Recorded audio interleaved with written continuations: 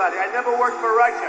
Not only did I never work for Russia, I think it's a disgrace that you even asked that question, because it's a whole big fat hoax. It's just a hoax.